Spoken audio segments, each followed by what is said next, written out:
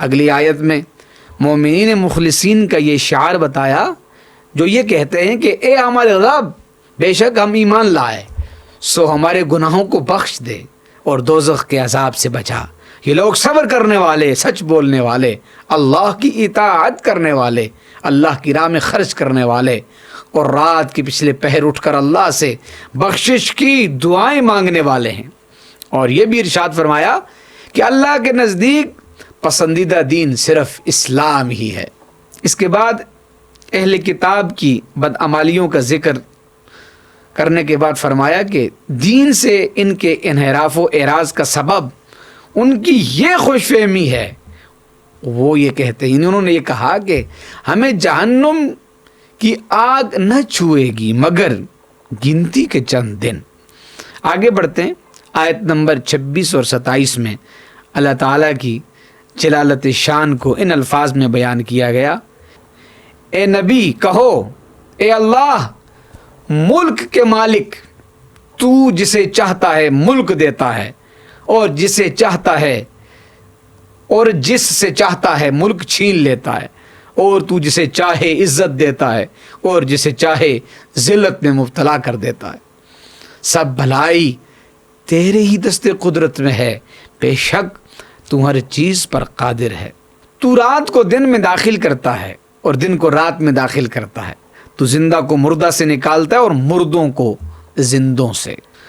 اور تو جس کو چاہے بے حساب رزق دیتا ہے۔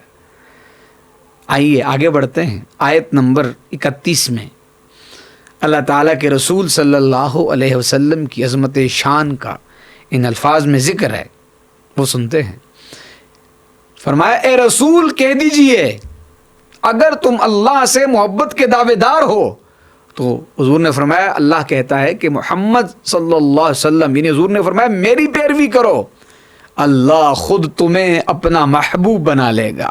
اور تمہارے گناہوں کو بخش دے گا، اور اللہ بہت بخشنے والا نہایت مہربان ہے۔ اس آیت میں واضح طور پر بتایا گیا کہ اگر بندہ اللہ تعالیٰ کے قرب اور اس کی رضا کا طلبگار ہو تو اس کا فقط ایک ہی راستہ ہے، یعنی اتباع مصطفیٰ صلی اللہ علیہ وسلم۔ آگے بڑھتے ہیں، آیت نمبر 35 سے 64 تک حضرت مریم علیہ السلام کا واقعہ بیان ہوا۔ عمران بن یاشم حضرت مریم کے والد ہیں، اور ان کی والدہ کا نام حنہ بنت فاقوز مذکور ہے۔ اللہ تعالیٰ نے فرمایا، جب عمران کی بیوی نے عرض کیا، اے میرے رب، جو حمل میرے پیٹ میں ہے اس کو میں نے تیرے لیے، یعنی بیت المقدس کی خدمت کے لیے دوسری ذمہ داریوں سے آزاد رکھنے کی نظر مانی ہے، سو تو میری طرف سے اس نظر کو قبول فرما، بے شک تو بہت سننے والا، خوب جاننے والا ہے۔ پھر جب اس کے ہاں لڑکی پیدا ہوئی تو اس نے عرض کیا، اے میرے رب، میرے ہاں لڑکی پیدا ہوئی ہے، جبکہ وہ بیٹے کی امید لگائے بیٹھی تھی، اور اللہ خوب جانتا ہے کہ اس کے ہاں کیا پیدا ہوا ہے۔ اور انہوں نے کہا کہ میرا مطلوب لڑکا، یعنی اللہ کی عطا کردہ لڑکی کی مثل نہیں ہو سکتا، میں نے اس کا نام مریم، اس کے معنی ہے عبادت گزار، رکھا ہے، اور میں اس کو اور اس کی اولاد کو شیطان مردود کی شر سے تیری پناہ میں دیتی ہوں۔ اس کے بعد اگلی آیات میں بتایا کہ اللہ تعالیٰ نے مریم کو اپنی بارگاہ میں قبول فرمایا اور اسے عمدہ طریقے سے پروان چڑھایا، اور حضرت زکریہ علیہ السلام تربیت کے لیے ان کے کفیل بنے، اور حضرت مریم کو بیت المقدس کے ایک اجرے میں ٹھہرایا گیا۔ پھر جب حضرت زکریہ علیہ السلام نے مریم کے پاس بے موسم پھل دیکھے تو حیران ہو کر کہا، اے مریم، یہ بے موسم کے پھل کہاں سے؟ حضرت مریم نے کہا، یہ اللہ کی جانب سے۔ اس موقع پر حضرت زکریہ علیہ السلام کے دل میں اولاد کی خواہش ابھری کہ جو مریم کو بے موسم کے پھل دے سکتا ہے وہ رب مجھے بڑھاپے میں اولاد بھی دے سکتا ہے۔ اور یاد رکھیے کہ یہ ذوات فاضلہ کے جو فضیلت والی ذاتیں ہیں ان کے قریب ہو کر دعا مانگی جائے تو یہ قبولیت کی دلیل ہے، یہاں سے یہ بھی ثابت ہوتا ہے۔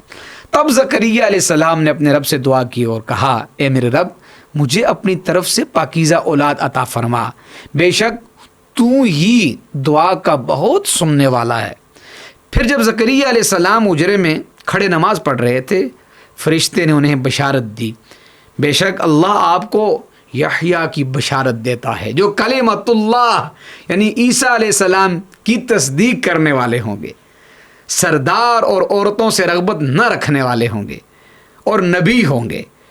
پھر حضرت زکریا علیہ السلام اور ان کی بیوی کو بڑھاپے اور بظاہر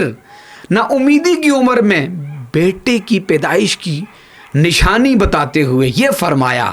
تمہاری علامت یہ ہے کہ تم 3 دن تک اشاروں کے سوا لوگوں سے کوئی بات نہ کر سکو گے، اور اپنے رب کا کثرت سے ذکر کرو اور صبح و شام اس کی تسبیح بیان کرو۔ پھر اللہ تعالیٰ نے فرشتے کے ذریعے حضرت مریم کو بیٹے کی بشارت دیتے ہوئے فرمایا کہ ان کا نام عیسیٰ ابن مریم ہے، اور ان کے یہ اوصاف بیان فرمائے کہ وہ دنیا اور آخرت میں معزز ہوں گے، وہ گہوارے اور پختہ عمر میں لوگوں سے کلام کریں گے، انہیں کتاب و حکمت اور تورات و انجیل کی تعلیم دیں گے، اور بنی اسرائیل کی طرف رسول ہوں گے۔ اور حضرت مریم نے بن بیاہے ماں بننے پر حیرت کا اظہار فرمایا، تو فرمایا کہ اللہ جب کسی کام کا ارادہ فرماتا ہے تو اس کے لیے ظاہری اسباب کی ضرورت نہیں ہوتی، بلکہ صرف اللہ کا یہ فرمان ہی کافی ہوتا ہے کہ ہو جا، وہ ہو جاتا ہے۔ اس کے بعد حضرت عیسیٰ علیہ السلام کے معجزات کا ذکر ہے، یعنی اذن الہی سے مٹی سے پرندہ بنا کر اس میں جان ڈالنا، مادرزات اندھے اور برس کے مریض کو شفا دینا، مردے کو اپنے ہاتھ کے لمس سے زندہ کرنا، لوگوں کو یہ بتانا کہ وہ کیا کھا کر آئے ہیں اور گھروں میں کیا ذخیرہ کر کے آئے ہیں۔ اور ان سب معجزات کے باوجود پتہ ہے وہ کیا کہتے ہیں؟ میں اللہ کا بندہ ہوں اور اللہ میرا بھی رب ہے اور تمہارا بھی، سو اس کی عبادت کرو، یہی سیدھا راستہ ہے۔ آگے بڑھتے ہیں۔ اس کے بعد آیت نمبر 52 میں حضرت عیسیٰ علیہ السلام کے دین کی مدد کرنے کے مطالبے پر حواریوں کے اللہ کے دین کی مدد کرنے کا ذکر ہے۔ حور کے معنی ہیں سفید۔ حضرت عیسیٰ علیہ السلام کے ساتھیوں کو حواری اس لیے کہتے ہیں کہ ان کے کپڑے سفید تھے۔ پھر کسی بھی شخص کے مخلص مصائب کو حواری کہا جانے لگا۔ حضرت عیسیٰ علیہ السلام کے ساتھیوں کو حواری اس لیے کہتے ہیں کہ ان کے کپڑے سفید تھے۔ پھر کسی بھی شخص کے مخلص مصائب کو حواری کہا جانے لگا۔ اس لیے ہمارے نبی سیدنا محمد صلی اللہ علیہ وسلم نے فرمایا ہر نبی کے حواری ہوتے ہیں، اور میرے حواری زبیر بن عوام ہیں۔ یہ روایت جامع البیان جلد نمبر 3 اور صفحہ نمبر 200 اور 201۔ پھر حضرت عیسیٰ علیہ السلام کے آسمان کی طرف اٹھائے جانے کا ذکر ہے، اور یہ کہ جس طرح اللہ نے امر کن سے آدم علیہ السلام کو مٹی سے پیدا کیا، اسی طرح عیسیٰ علیہ السلام کو بن باپ کے پیدا کیا۔ نجران کے نصارہ نے قطعی دلائل آنے کے باوجود دعوت حق کو قبول کرنے سے انکار کر دیا، تو انہیں مباہلے کی دعوت دی گئی، مگر انہوں نے مباہلے کے چیلنج کو قبول نہ کیا اور جزیہ دینے پر راضی ہو گئے۔ رسول اکرم صلی اللہ علیہ وسلم نے اہل کتاب کو کہا کہ اگر تم اسلام قبول نہیں کرتے تو آؤ ان نکات پر جو ہمارے اور تمہارے درمیان مشترک ہیں اتفاق کر لیتے ہیں، اور وہ یہ مشترک نکات تھے وہ یہ تھے، یعنی عبادت صرف اللہ کی ہوگی، شرک کو ترک کرنا ہوگا اور اللہ کو چھوڑ کر بندوں کو رب ماننے کا شعار ترک کرنا ہوگا۔ اہل کتاب مشترکات پر بھی جمع نہ ہوئے جو ان کی ہٹ دھرمی کا واضح ثبوت ہے، اس میں اس کا بیان ہوا۔ آگے بڑھتے ہیں۔ آیت نمبر 67 میں اہل کتاب کی ابراہیم علیہ السلام کے متعلق یہودی اور نصرانی ہونے کی غلط بیانی، ابراہیم کے ملت حنیف پر ہونے اور مشرکین میں سے نہ ہونے کا ذکر ہے۔ آئیے آگے بڑھتے ہیں۔ آیت نمبر 67 میں اہل کتاب کی ابراہیم علیہ السلام کے متعلق یہودی اور نصرانی ہونے کی غلط بیانی، اس کا بیان ہے۔ ابراہیم کے علیہ السلام ملت حنیف پر ہونے اور مشرکین میں سے نہ ہونے کا ذکر ہے، اور ساتھ یہ بھی کہ ابراہیم علیہ السلام کے سب سے زیادہ قریب نبی علیہ السلام اور مومنین ہیں۔ اس کے بعد آیت نمبر 69 میں اہل کتاب کی کئی اخلاقی برائیوں اور بددیانتیوں کا ذکر ہے۔ آیت نمبر 77 میں اللہ تعالیٰ نے فرمایا، جو لوگ اللہ کے عہد اور اپنی قسموں کے عوض تھوڑی قیمت لیتے ہیں، ان لوگوں کے لیے آخرت میں کوئی حصہ نہیں ہے، اور نہ آخرت میں اللہ ان سے کلام فرمائے گا اور نہ ہی ان کو پاکیزہ کرے گا۔ آیت نمبر 81 میں عالم ارواح کے اس عظیم واقعے کو بیان کیا گیا کہ جب اللہ تعالیٰ نے تمام انبیاء سے پختہ عہد لیا، فرمایا، اور اے رسول، یاد کیجئے جب اللہ تعالیٰ نے تمام نبیوں سے پختہ عہد لیا کہ میں تم کو اپنی اپنی باری پر دنیا میں بھیج کر جو کتاب اور حکمت دوں، پھر بالفرض تمہارے پاس وہ عظیم رسول آئیں جو اس چیز کی تصدیق کرنے والے ہوں جو تمہارے پاس ہے، تو تم ان پر ضرور بے ضرور ایمان لانا اور ضرور بے ضرور ان کی مدد کرنا۔ اللہ تعالیٰ نے فرمایا، کیا تم نے اقرار کر لیا اور میرے اس باری عہد کو قبول کر لیا؟ انہوں نے کہا، ہم نے اقرار کیا۔ تو اللہ نے فرمایا، پس گواہ رہنا اور میں بھی تمہارے ساتھ گواہوں میں سے ہوں۔ اس میثاق سے معلوم ہوا کہ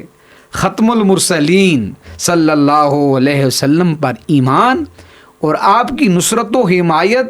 کا ہر نبی پابند تھا، اور پھر اس کا عملی مظاہرہ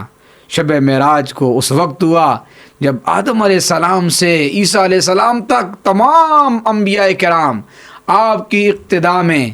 نماز پڑھ رہے تھے، اور آپ کے امام الانبیاء ہونے کا عملی طور پر وہاں اظہار ہوا۔ اس پارے کی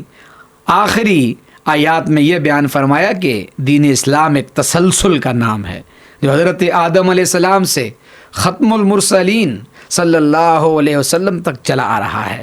اور اب بھی اسی دین کی طرف بلایا جا رہا ہے۔ اللہ تعالیٰ نے فرمایا، آسمانوں اور زمین میں اور ان کے درمیان تمام مخلوق کا جو بھی تکوینی نظام قائم ہے، وہ سب خوشی یا ناخوشی اس نظام اور اطاعت کا پابند ہے۔ اسلام ہی وہ دین ہے جس کی دعوت حضرت ابراہیم علیہ السلام، حضرت اسماعیل علیہ السلام، حضرت اسحاق علیہ السلام، حضرت یعقوب علیہ السلام اور ان کی اولاد، اور حضرت موسیٰ علیہ السلام اور حضرت عیسیٰ علیہ السلام دیتے آ رہے ہیں۔ یہ سب نبی، اور اسلام کے سوا کسی اور دین کو ہرگز قبول نہیں کیا جائے گا۔ بس اگر کوئی شخص اسلام کے سوا کسی اور دین میں پناہ تلاش کرتا ہے تو وہ خاسرین میں سے ہو جائے گا۔ آئیے آگے بڑھتے ہیں۔ آیت نمبر 86 تا 88 میں اللہ تعالیٰ نے ایمان لانے کے بعد کفر کرنے والوں کو سزا، ان پر ہمیشہ عذاب اور اس میں تخفیف نہ ہونے اور کسی طرح کی کوئی مہلت نہ دیے جانے کا بیان کیا ہے۔ بعد کی آیت میں جہاں توبہ کرنے والوں کی بخشش کا بیان فرمایا ہے، بعد کی آیت میں جہاں توبہ کرنے والوں کی بخشش کا بیان ہے، وہیں کفر پر ڈٹے رہنے والے اور حالت کفر میں مرنے والوں کی گمراہی کے ساتھ